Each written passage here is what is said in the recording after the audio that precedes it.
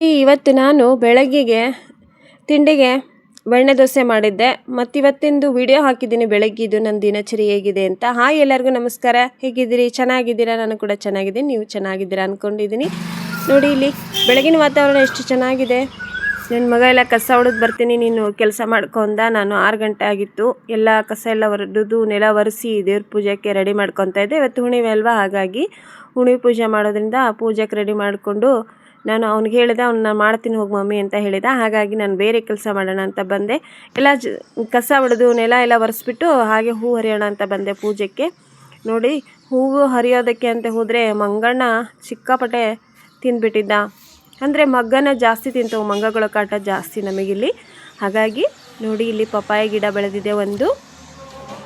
ನೋಡಿ ಸಿಂಪಲ್ಲಾಗಿ ಒಂದು ಗಿಡ ಹಚ್ಚಿದ್ವಿ ನಾವು, ಆದರೆ ಅದು ಆ ಕಡೆ ಬೆಳೆದಿರೋದ್ರಿಂದ ನಮಗೆ ಸ್ವಲ್ಪ ಹರ್ಕೊಳಕ್ಕೆ ಪ್ರಾಬ್ಲಮ್ ಆಕತಿ. ಈ ಕಡೆ ನಾವು ಅಲ್ಲಿ ಗೋಡೆ ಕಟ್ಟಿದ್ವಲ್ಲ, ಅದು ಆ ಕಡೆ ಆಗಿಬಿಡ್ತು. ನೋಡಿ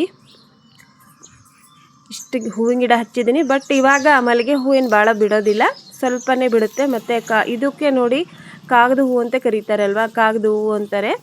ಅದನ್ನೇ ನಾನು ಎಷ್ಟು ಬೇಕಷ್ಟು ಪೂಜೆಗೆ ಹೂವನ್ನು ಹರ್ಕೊಂಡು ಹೋಗೋಣ ಅಂತ ಬಂದಿದ್ದೆ. ನಿಮಗೆ ಇವತ್ತಿನ ನನ್ನ ಬೆಳಗಿದ್ದು ದಿನಚರಿ ವಿಡಿಯೋ ಹಾಕಿದ್ದೀನಿ ಅಷ್ಟೇ ಇವತ್ತು. ನೋಡಿ ಮಂಗಗಳ ಕಾಟ ಜಾಸ್ತಿ ಇರೋದ್ರಿಂದ ಎಲ್ಲ ತಂದು ಇಲ್ಲೇ ಹಾಕ್ಬಿಡ್ತಾವು.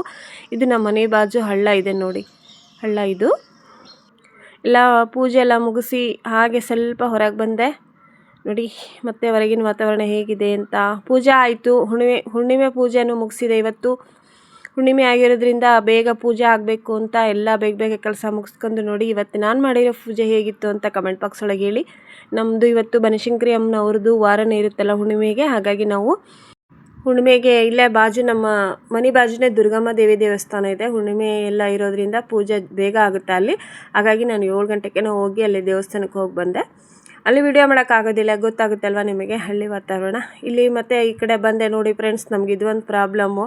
ಎಷ್ಟು ಹಾಲು ಇಟ್ಟರು ನಾವು ಉಕ್ಕುತ್ತೆ ಅಂತ ಅಲ್ಲೇ ಇದ್ದರೂ ಅದು ಹೇಗೆ ಉಕ್ಕುತ್ತೆ ಅಂತಲೂ ಗೊತ್ತಾಗಲ್ಲ. ಹಾಲು ಉಕ್ಬಿಟ್ಟಿತ್ತು ಒಂದು ಸ್ವಲ್ಪ. ಮತ್ತು ಈ ಕಡೆ ಬೆಣ್ಣೆ ದೋಸೆಗೆ ಅಂತ ನಾನು ಹಿಟ್ಟನ್ನು ಹಾಕಿಟ್ಟಿದ್ದೆ. ತುಂಬ ಉಬ್ಬಿ ಬಂದಿತ್ತು. ಇನ್ನೇನು ಸ್ವಲ್ಪರಲ್ಲೇ ಕೆಳಗೆ ಚೆಲ್ತಿತ್ತು. ಅಷ್ಟೊತ್ತಿಗೆ ಜಸ್ಟ್ ಮಿಸ್ ನಾನು ನೋಡಿಬಿಟ್ಟೆ. ಮತ್ತು ನಾನು ದಿನಾನು ಏನಪ್ಪ ಅಂದರೆ ಆ್ಯಕ್ಟಿವ್ ಆಗಿರೋದಕ್ಕೆ ಏನು ಕುಡಿತೀನಿ ಅಂದರೆ, ನಾನು ಬೆಳಗ್ಗೆ ಅದನ್ನು ನೀರನ್ನು ಕುಡಿಯೋದು ಬಿಟ್ಟಿದ್ದೀನಿ. ಯಾಕಂದರೆ ನನ್ನ ಫ್ಯಾಟ್ ನನಗೆ ಕರೆಕ್ಟಾಗಿದೆ. ನಾನಿಲ್ಲಿ ಲಯನ್ ಡೇಟ್ ಸಿರಪ್ ಯೂಸ್ ಮಾಡ್ತೀನಿ ನೋಡಿ. ಇದು ತುಂಬ ಅಂದರೆ ತುಂಬ ಒಳ್ಳೆಯದು. ನಾನು ಈ ಟಿ ವಿಲಿ ನೋಡಿ ಇದನ್ನು ತರಿಸ್ಕೊಂಡೆ. ಹೆಚ್ಚು ಕಮ್ಮಿ ನಾನು 2 ತಿಂಗಳಾಯ್ತು ಇದನ್ನು ಕುಡಿಯೋಕತ್ತಿ. ನಾನು ಆ್ಯಕ್ಟಿವ್ ಆಗಿರ್ತೀನಿ ಅಂದರೆ ಇದು ಕಾರಣ ಅಂತಲೇ ಹೇಳ್ಬೋದು.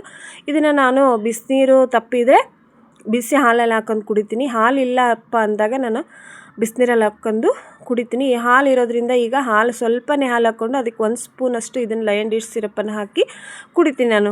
ನೋಡಿ ಫ್ರೆಂಡ್ಸ್, ನಿಮಗೆ ತುಂಬ ಆಯಾಸಾಗುತ್ತೆ. ಇವಾಗ ಎಷ್ಟು ಕೆಲಸ ಮಾಡಿದರೂ ನಮ್ಗೆ ಬೇಜಾರಾಗುತ್ತೆ, ಮತ್ತು ಕೆಲಸ ಮಾಡೋಕ್ಕೆ ಬೇಜಾರಾಗೋದಿಲ್ಲ ಅನ್ನೋದಾದರೆ ನೀವು ಇದನ್ನು ಯೂಸ್ ಮಾಡಿ. ನಿಮಗೆ ಖಂಡಿತ ಯೂಸ್ ಆಗುತ್ತೆ, ಮತ್ತು ನಿಮಗೂ ಹೆಲ್ಪ್ ಆಗಲಿ ಅಂತಲೂ ಹೇಳ್ತಾ ಇದ್ದೀನಿ. ಇವಾಗ ಮಕ್ಕಳು ಸ್ಕೂಲ್ ಸ್ಟಾರ್ಟ್ ಆಯ್ತಲ್ವ, ತುಂಬ ಕೆಲಸಗಳಿರುತ್ತೆ, ನಿಮಗೂ ಬೇಜಾರಾಗುತ್ತೆ. ಎಷ್ಟು ಕೆಲಸ ಮಾಡೋಕ್ಕೂ ಬೇಜಾರು, ಮತ್ತು ಬೇಗ ಸುಸ್ತಾಗ್ಬಿಡ್ತೀವಿ. ಆವಾಗಲೇ ನಾವು ಇದನ್ನು 1 ಸ್ಪೂನಷ್ಟು ಕುಡೀರಿ ಫ್ರೆಂಡ್ಸ್. ಹಾಲು ಇಲ್ಲ ಅಥವಾ ನಿಮಗೆ ನೀರಲ್ಲಿ ಕುಡಿಯೋದಕ್ಕಾಗಲಿಲ್ಲ ಅಂದರೆ ಬ್ರೆಡ್ಗಾದರೂ ಹಚ್ಕೊಳ್ತೀನಿ, ಮತ್ತು ಚಪಾತಿಗಾದರೂ ಹಚ್ಕೊಳ್ತೀನಿ. ಬೆಳಗ್ಗೆ ನೀವು ಎಲ್ಲ ಕೆಲಸ ಆದಮೇಲೆ ಒಂದು ಕೆಲಸ ಅಂದರೆ ಪೂಜೆ ಎಲ್ಲ ಮಾಡ್ತಿರಲ್ಲ, ಬೆಳಗ್ಗೆ 8 ಗಂಟೆಗೆ 1 ಲೋಟ ಕುಡಿದ್ರೆ ಸಾಕು.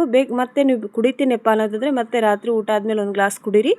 ತುಂಬ ಅಂದರೆ ತುಂಬ ರಿಸಲ್ಟ್ ಕೊಡುತ್ತೆ. ಮತ್ತು ಈ ಕಡೆ ನಾನು ದೋಸೆಗೆ ಆಲೂಗಡ್ಡೆನೂ ಬೇಯಕ್ಕಿಟ್ಟಿದ್ದೆ. ನೆಕ್ಸ್ಟ್ ಇಲ್ಲಿ ದೋಸೆನ ಮಾಡೋಣ ಅಂತ ಮಕ್ಕಳು ಬೆಣ್ಣೆ ದೋಸೆ ಮಾಡಿಕೊಡು ಅಂತಂದರು. ಮೊನ್ನೆ ತವ್ರ ಮನೆಗೆ ಹೋದಾಗೆ ಸಿಕ್ಕಾಪಟ್ಟೆ ಬೆಣ್ಣೆ ತೊಗೊಂಬಂದಿದ್ದೆ. ತವ್ರ ಮನೆಯಲ್ಲಿ ಬೆಣ್ಣೆ ಸೂಪರ್ ಇರುತ್ತೆ. ಮತ್ತು ಯಾಕಂದರೆ ಅವ್ರದ್ದೇ ಆಕಳ ಇರೋದ್ರಿಂದ ನಮಗೆ ಬೆಣ್ಣೆದು ಚಿಂತೆನೇ ಇರೋದಿಲ್ಲ. ಇಲ್ಲಿ ನೋಡಿ ಸ್ವಲ್ಪ ಎಣ್ಣೆನ ಹಚ್ಬಿಟ್ಟು ನಾನು ದೋಸೆ ಹಾಕ್ತಾಯಿದ್ದೀನಿ. ಇದಕ್ಕೆ ಸ್ವಲ್ಪ ದಪ್ಪನೇ ಮಾಡಿದರೆ ಚೆನ್ನಾಗಿರುತ್ತೆ, ಯಾಕಂದರೆ ಬೆಣ್ಣೆ ದೋಸೆ ತುಂಬ ಚೆನ್ನಾಗಿ ಬರುತ್ತೆ.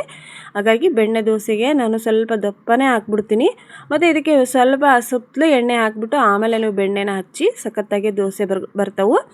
ಹುಣ್ಣಿಮೆ ಆಗಿರೋದ್ರಿಂದ ಎರಡಕ್ಕೂ ಅನುಕೂಲ ಆಗುತ್ತೆ ಅಂತ ಮಾಡಿದೆ ಇವತ್ತು. ನೋಡಿ ಇವತ್ತಿನ ವಿಡಿಯೋ ಸಿಂಪಲ್ಲಾಗಿ ಹಾಕಿದ್ದೀನಿ. ಮತ್ತು ಹೇಗಿತ್ತು ಅಂತ ಹೇಳಿ ಕಮೆಂಟ್ ಬಾಕ್ಸ್ ಒಳಗೆ. ನೋಡಿ ಮೇಲ್ಗಡೆ ಬೆಣ್ಣೆ ಹಾಕ್ತಿದ್ದೀನಿ. ಬಾಯಲ್ಲೇ ನೀರು ಬರುತ್ತೆ ನೋಡಿ. ಬೆಣ್ಣೆನ ಕೆಲವೊಬ್ರು ತಿಂತಾರೆ, ಕೆಲವೊಬ್ರು ತಿನ್ನೋದಿಲ್ಲ. ಹಾಗಾಗಿ ಕೇಳಿಬಿಟ್ಟು ನೀವು ಮಾಡಿ. ಇದನ್ನು ಸ್ವಲ್ಪ ಹೊತ್ತು ಬೆಣ್ಣೆ ಕರ್ಗೋದಕ್ಕೆ ಬಿಟ್ಟು ಸ್ವಲ್ಪ ತಿರುಗಿಸಿ ಹಾಕಿಬಿಟ್ರೆ ದೋಸೆ ಬೇಗ ರೆಡಿ ಆಗಿಬಿಡುತ್ತೆ. ನೋಡಿ ನೀವು ಲಯನ್ ಡೇಟ್ ಸಿರಪ್ ಕುಡಿದ್ರೆ ಇನ್ನೂ ಬೆಟರ್ ನೋಡಿ, ಕುಡೀರಿ. ಸಪ್ರೇಟ್ ವಿಡಿಯೋ ಮಾಡೋಣ ಅಂತ ಮಾಡಿದ್ದೆ, ಆದರೆ ಆಗಲಿಲ್ಲ. ಅದಕ್ಕೆ ಈ ವಿಡಿಯೋದಲ್ಲಿ ಹೇಳಿದ್ದೀನಿ ನೋಡಿ, ಆನ್ಲೈನಲ್ಲಿ ಸಿಗುತ್ತೆ. ಮತ್ತು ದೋಸೆ ರೆಡಿ ಆಯಿತು. ಇಲ್ಲಿ ನೋಡಿ ಬೆಳ್ಳುಳ್ಳಿ ಖಾರ ಮಾಡಿದ್ದೆ. ಬೆಳ್ಳುಳ್ಳಿ ಖಾರ ಮಾಡೋದು ಹೇಗೆ ಅಂತ ತೋರಿಸ್ಕೊಡ್ತೀನಿ ಒಂದ್ಸಲ. ತುಂಬ ಸಿಂಪಲ್ಲು ನೋಡಿರಿ, ಮೃದುವಾದಂತಹ ಬೆಣ್ಣೆ ದೋಸೆ ರೆಡಿಯಾಗಿದೆ. ಟ್ರೈ ಮಾಡಿ. ಮತ್ತು ವಿಡಿಯೋ ಇಷ್ಟ ಆದರೆ ಲೈಕ್ ಮಾಡಿ. ಮತ್ತೆ ಹೊರಗಡೆ ಬಂದೆ ನೋಡಿ, 10 ಗಂಟೆಗೆ ಎಷ್ಟೊಂದು ಬಿಸಿಲಿತ್ತು. ಆದರೆ ಇವತ್ತು ಸ್ವಲ್ಪ ತಂಪು ವಾತಾವರಣ ಇತ್ತು. ನನ್ನ ಮಕ್ಕಳೆಲ್ಲ ನನಗೆ ತಮಾಷೆ ಮಾಡ್ತಿದ್ರು, ಯಪ್ಪ ಈ ವಿಡಿಯೋ ಮಾಡೋದು ನೋಡಿ ಇವಳು ಅಂತ. ನೋಡಿ ಇಲ್ಲಿ ರತ್ನ ಪಕ್ಷಿ ಕಾಣಿಸ್ತಾ ಇದೆ.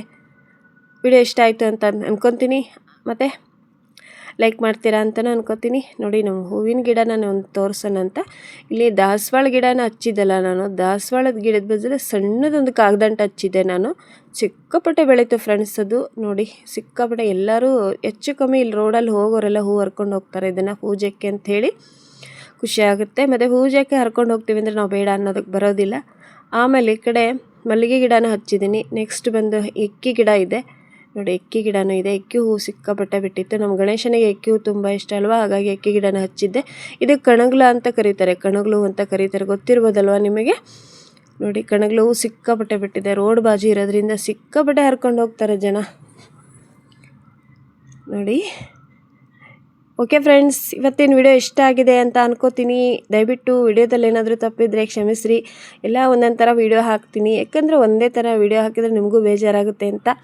ಮತ್ತೆ ಸಿಗ್ತೀನಿ. ಎಲ್ಲರಿಗೂ ಧನ್ಯವಾದಗಳು.